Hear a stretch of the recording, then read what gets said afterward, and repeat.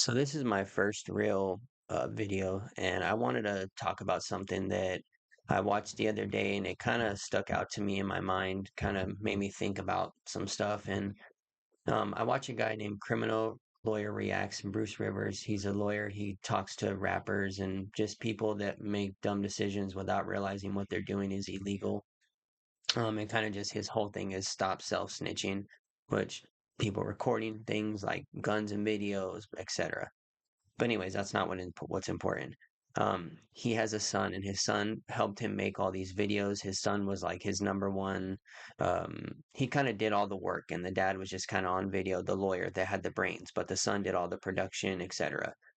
Well, his son passed away a couple weeks ago from a fentanyl overdose, and when that happened, he has changed a lot.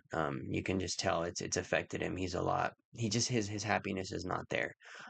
But he says something in this one video, random video that I watched in the beginning, and it stuck out to me a lot. And it's about showing kindness to people when they're in time of need and not kicking them while they're down and not how do I say it? Not basically not throwing their shortcomings in their face or not throwing the fact that they're struggling in their face.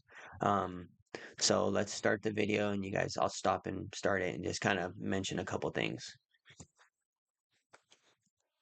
Well, I can't remember who gave me this, but somebody gave me. Well, I think her card is here. Mary, whatever, Mary W. Mary, you crocheted these nice coasters for me. Thank you, and they match the painting behind me, which is really nice. And it's just a nice gesture to talk about Michael, and she sent a nice prayer. And I got some other cards here today too, about 3 or 4 cards. Every day I'm getting about 3 or 4 cards with well wishes about Michael, the former content genius. My It just shows too, he's getting so much love or people trying to reach out and show love and it just doesn't change anything. And honestly, it's the same way when you're on drugs, you know people love you. You know that what you're doing is destroying your life, but you can't help it. And it's just a pain you feel, and that's sad because right now his dad feels that pain in a different way. And yeah, I just wanted to say that real quick. son who passed away in November from a drug overdose. And I'm telling you, if you know somebody like that, step in, do whatever you can. Don't stop, don't quit, don't give them a lot of shit for being an addict. That's a big thing. Don't give them shit for being an addict. It's been proven time and time again. You kick someone while they're down, especially an addict, you dig deeper into that hole and deeper, and they'll hate themselves more and more and more. You can't give addicts shit.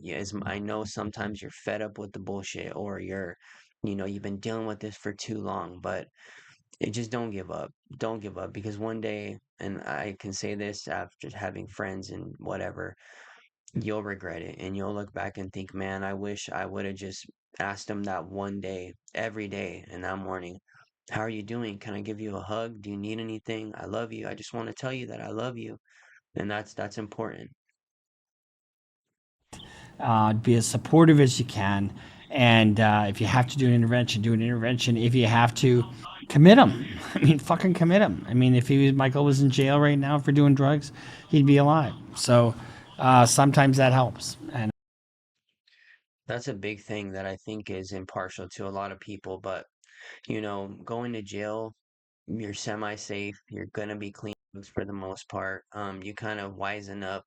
I don't know for other people, but I'll say, and I never was a fentanyl addict, but I'll say that people doing drugs when you have to go to jail or you go to rehab or whatever the extent over and over, hopefully it's time after time. It gets tiring probably, and I imagine hopefully it helps just I don't know, it helps keep them alive one extra day, right?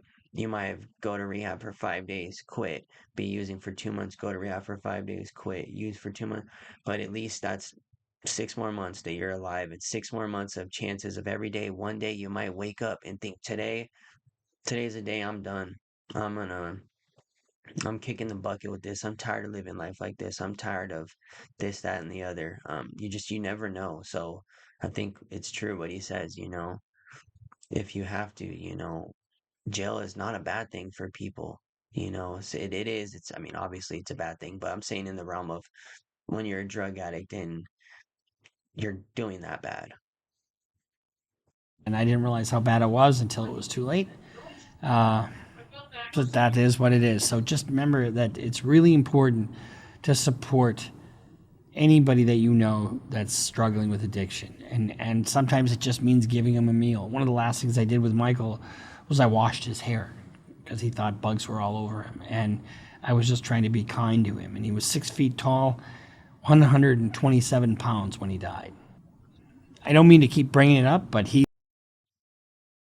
There's something right there that he says about washing Michael's hair. You know, he could have easily been like, what's wrong with you? There's in your hair. Oh, you need to stop doing that fentanyl. Da da da da. Look what it's making you do, and done what some people do, and they record you and then show you after like you're not gonna know that you do dumb shit while you're drunk, inebriated, whatever the case be.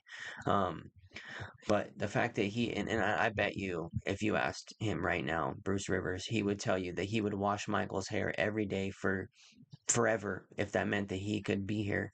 Um, and that's just something that people don't think about, and in myself included. You know, I'm saying people as us in society.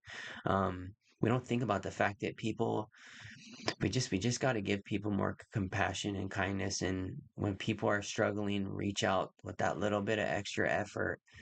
Especially when it costs you nothing. It costs you nothing to be nice to people. You don't have to go and support somebody's habit or, go and, I don't know, give them money or do this and that. No, but you can, hey, looks like you haven't gotten a hug in a while. Like, needing a hug. Hey, how about you come over and drink some coffee? Hey, I was going to go to dinner. You want to go with me to Denny's? Hey, and I know that obviously not everyone's going to be like, yeah, let me da da da. But I'm saying the fact that if you just try and try and try and try, um, it's appreciated and it saves a lot more lives than it doesn't. Um, so yeah, I just wanted to say that, and hopefully or somebody gets something out of that, and we can start being kinder to each other, especially the people that are struggling with drug addiction and domestic violence and these things that people struggle with that are out of their control, but they're stuck in these situations. And we kind of, as society, turn a blind eye to them. Homelessness, that's another one. And we got to stop doing that. We got to start, it can happen to anyone at any point, and people need to start realizing that. And hopefully we do, because we're losing good people. And yeah, I just think we need to give each other more love. That's my first video, so hopefully I can make some more about just different things that I think about or things that I'm passionate about. All right, have a good one.